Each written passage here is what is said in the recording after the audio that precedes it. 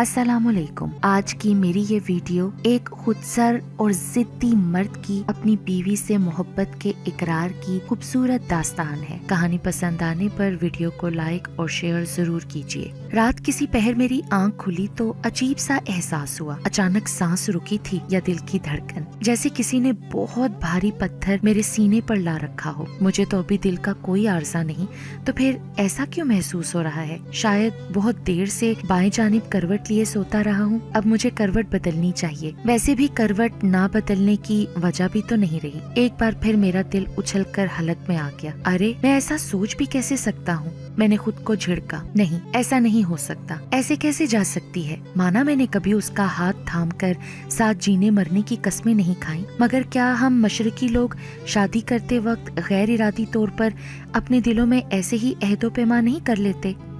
کسی کے سمجھائے بغیر، ایک دوسرے کو ٹھیک سے جانے پہچانے بغیر ہی ہمیں ایک دوسرے سے محبت ہو جاتی ہے۔ ایسا میں نہیں، میری مرحوم اماں بھی کہا کرتی تھیں۔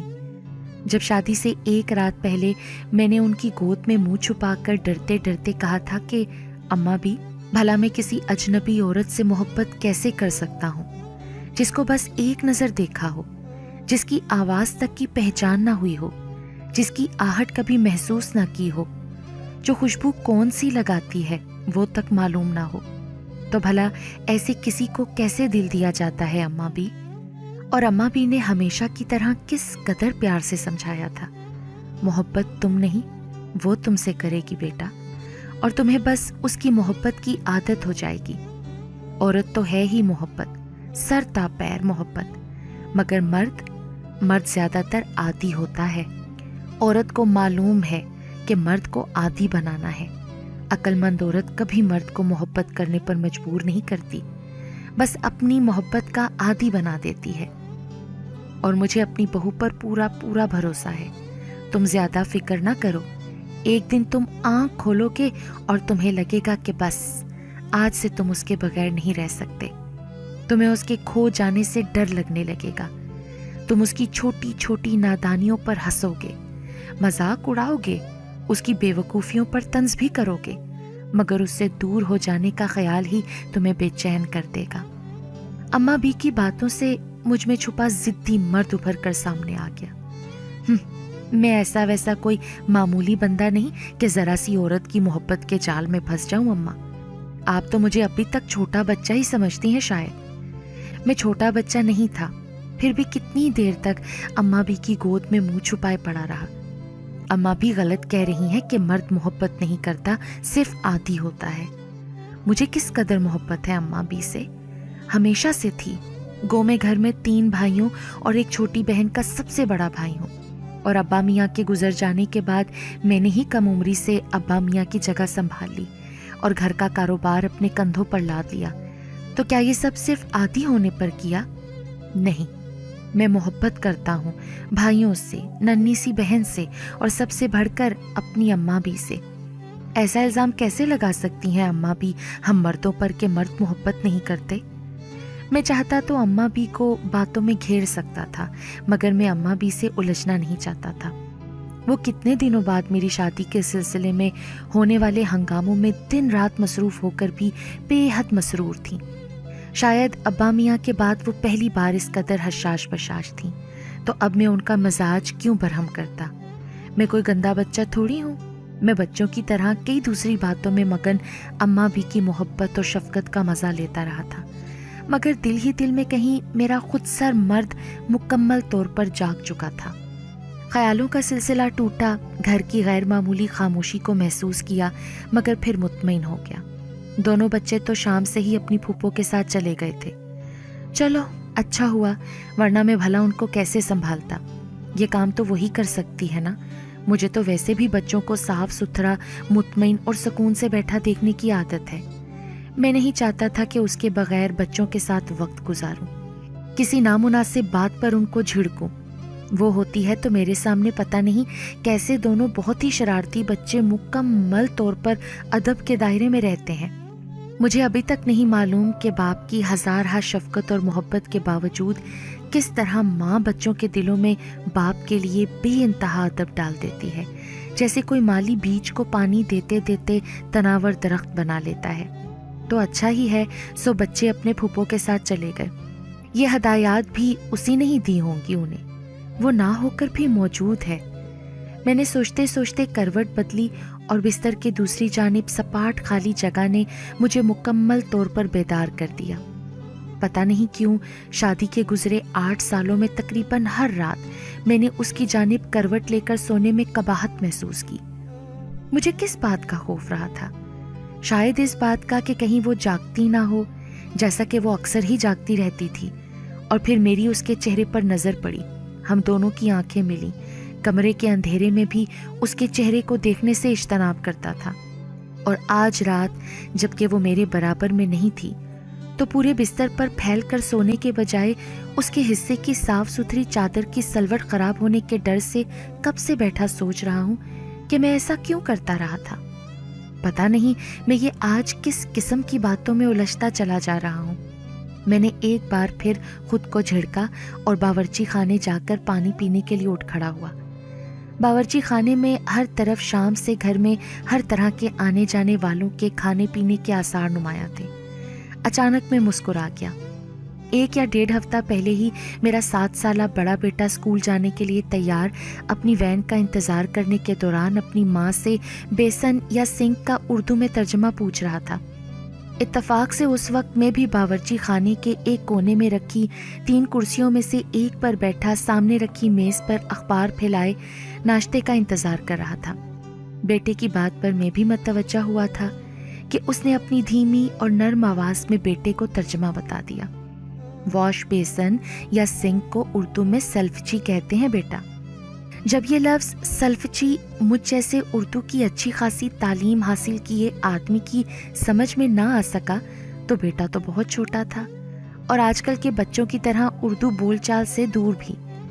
क्या सेल्फी जी?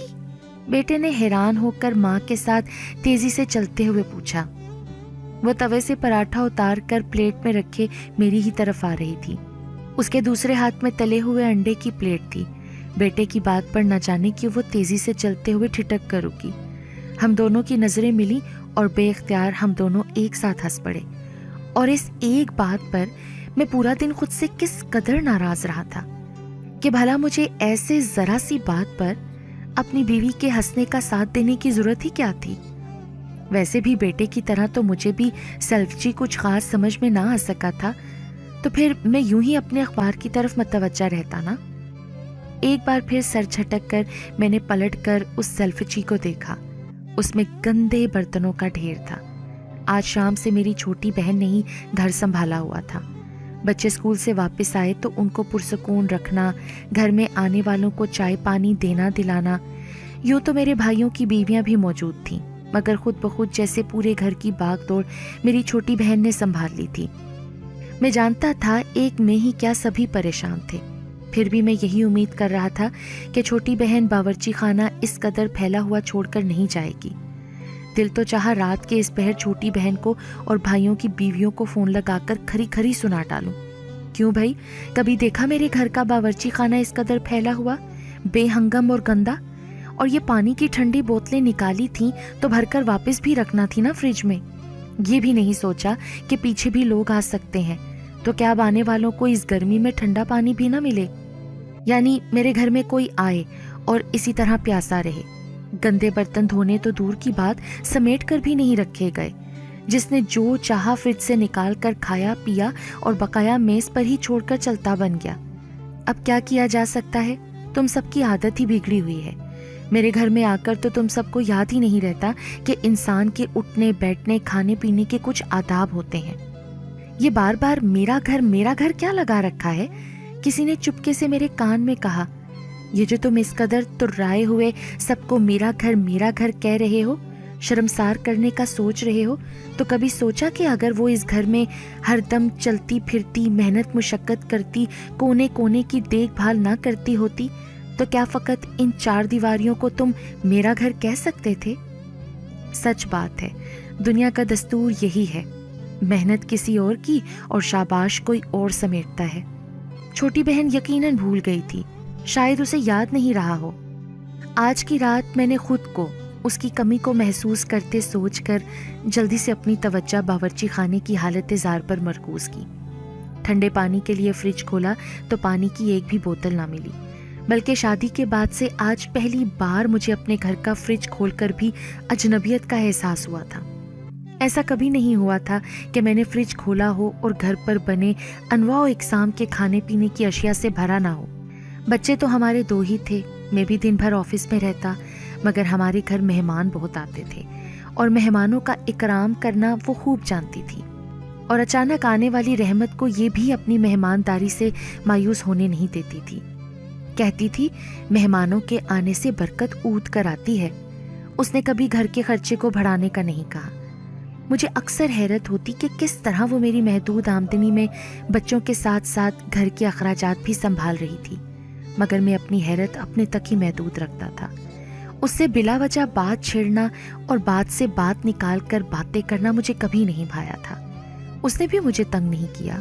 اس کی مصروفیات ہی اس قدر ہوتی تھیں، گھر کی صفائی کرنا، کھانا پکانا، کپڑے دھونا، استری کرنا، بچوں کو پڑھانا، مہمانوں کے آنے پر ان کی خاطرداری۔ وہ ہر وقت ایک مشین سی بنی پورے گھر میں دوڑتی پھرتی تھی۔ ہمارا پرانی طرز کا 120 گز پر بنا آبائی گھر کا کوئی کونا ایسا نہ تھا جہاں اس کی موجودگی محسوس نہ کی جا سکتی ہو۔ وہ ہر جگہ، ہر وقت، ہر طرف اپنے سلیقے اور محنت کی نشانی چھوڑ جاتی تھی، اور میں چاہ کر بھی اس سے ناراضگی کا کوئی بہانہ ڈھونڈ نہیں پاتا تھا۔ میرے بھائی بہن، ان کے بچے، میرے بوڑھے جوان رشتہ دار، دوست احباب، ان کی بیویاں، بیٹیاں، مائیں، سب کے سب اس کے اخلاق کے گرویدہ تھے۔ اس کی خوش مزاجی اور مہمان نوازی کے چرچے تھے۔ ہمیں بہت ذوق و شوق سے محفلوں میں بلایا جاتا تھا۔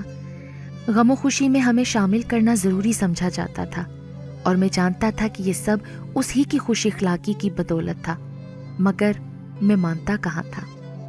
پانی لینے کے لیے گلاس اٹھایا ہی تھا کہ طبیعت خراب ہو گئی۔ کسی نے تیل لگے ہاتھوں سے گلاس پکڑا تھا اور پانی پی کر ویسے ہی الٹ کر گلاس کے سٹینڈ پر رکھ کر چلتا بنا تھا۔ حیرت اس بات پر ہے کہ میں کس طرح ذرا سی تفصیل پر بھننا رہا تھا، حالانکہ کبھی اسے اس طرح ایسی چھوٹی چھوٹی باتوں پر بچوں کو ڈانٹتے یا سمجھاتے سنتا تو دل میں اس کی صفائی پسندی پر ناراض ہو جاتا تھا۔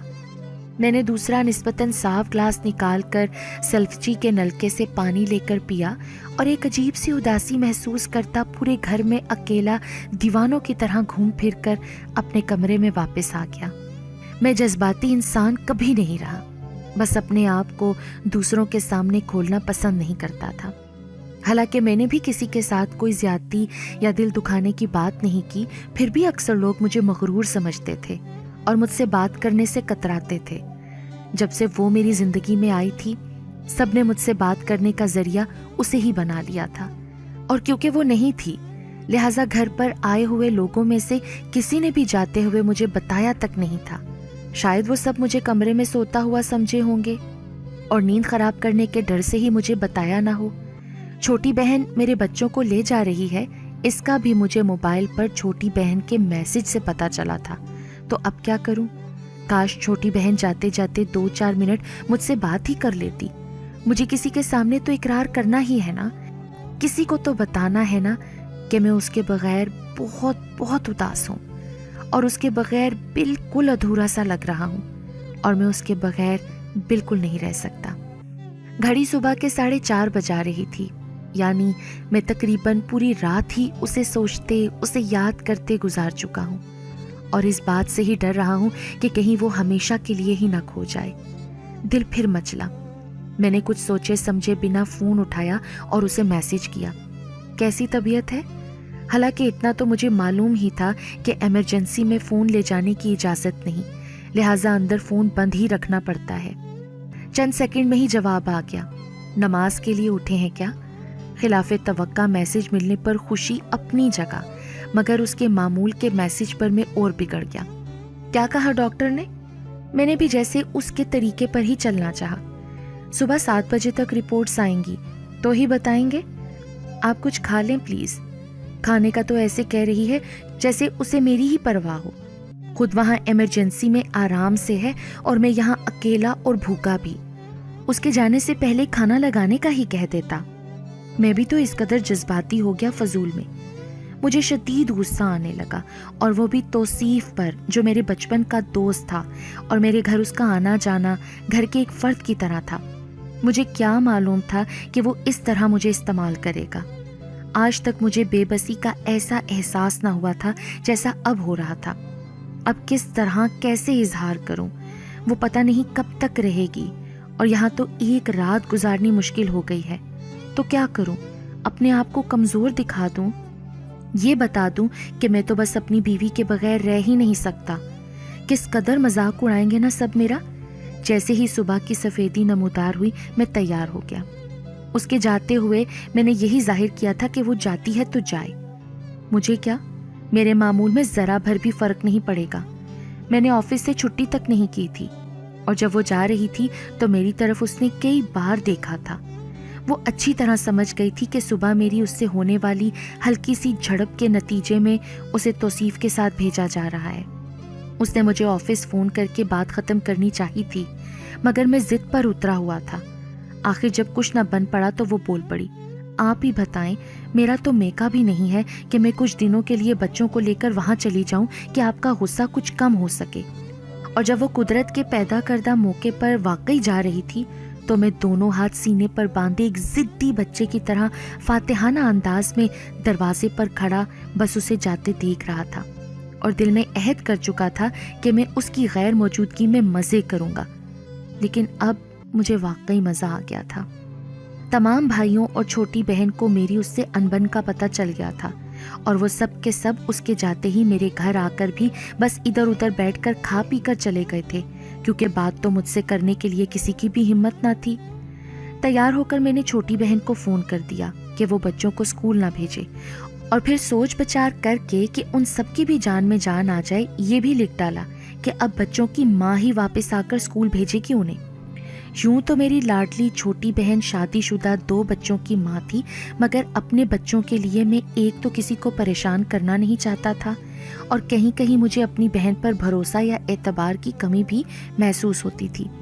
مجھے تو بس اپنی بیوی کا اپنے بچوں کے لیے بہت حساس ہونا پسند تھا، اور میں خود بھی اس کے رنگ میں رنگ چکا تھا۔ یہ میرے بچے ہیں اور ہماری ذمہ داری ہے۔ میں آفس کی تیاری کر کے نکلا، مگر میرا رخ ہسپتال کی طرف ہو گیا۔ بہت سمجھایا خود کو، بہت منایا کہ ایسی کمزوری ساری عمر کا روگ بن جایا کرتی ہے۔ اب ہمت کر کے کہ ایک فیصلہ کیا ہے، ضد ہے تو نبھاؤں، مگر نہ بھائی، دل نے تو سینے میں اس قدر ادم مچا دیا کہ مردانگی، ضد، خودسری سب دھری کی دھری رہ گئی۔ ہسپتال کے ایمرجنسی وارڈ کے باہر توصیف ٹہلتا نظر آ گیا، اور میرا غصے سے پارا ایک بار پھر اوپر پہنچ گیا۔ ہاں بھائی، کیا پروگریس ہے؟ کب تک رہو گے یہاں پر؟ میں نے اس سے غصے سے پوچھا۔ توصیف جو مجھے دیکھ کر میرے گلے لگا تھا، جھٹکا کھا کر پیچھے ہٹ گیا۔ ارے تو ایسے کہہ رہا ہے جیسے کب سے بھابھی کو میں نے روک رکھا ہو۔ توصیف ہمیشہ سے میرے دل کی بات کو فوراً سمجھ جایا کرتا تھا، اور اس کی عادت تھی بغیر لیپا پوتی کے میرے منہ پر جواب مار دیتا تھا، لہٰذا میں پہلے گڑبڑایا، پھر شیر ہونے میں عافیت سمجھی۔ ہمیشہ سے احسان فراموش ہے تو، ماننا تو تجھے ہے نہیں۔ مجھ سے جواب نہ بن پڑا تو تل ملا گیا، اور توصیف کو چھوڑ کر ایمرجنسی میں جانے کے لیے بڑھا۔ ابے ٹھہر جا میرے تیر کمان، کمرے میں شفٹ کر دیا ہے، تجھے بتا نہیں سکے تھے اسی لیے میں یہاں کھڑا تھا۔ ایسی شاندار جوڑی ہے تیری، سبحان اللہ، کہ بھابھی نے مجھے صبح 5 بجے سے ہی کہہ دیا تھا کہ تو ابھی آتا ہوگا۔ اب چل جنرل وارڈ میں۔ میں نے پلٹ کر توصیف کو گھورا تو وہ کھلکھلا کر ہنس پڑا۔ ابے چل نا، مجھ سے بھی چھپائے گا کیا؟ امی نے تو رات میں ہی کہہ دیا تھا کہ ناحق تو نے بھائی کو تکلیف دی۔ امی کے ساتھ رات میں رکنے کے لیے میری دونوں بہنیں بھی تو ہیں نا، پر تو اس وقت اس قدر بضد تھا کہ میری امی کے ساتھ بھابھی ہی رہیں گی ہسپتال میں، تو پھر ہمیں بھابھی کو لانا پڑا۔ اب بتا بھائی، ہمارا کیا قصور؟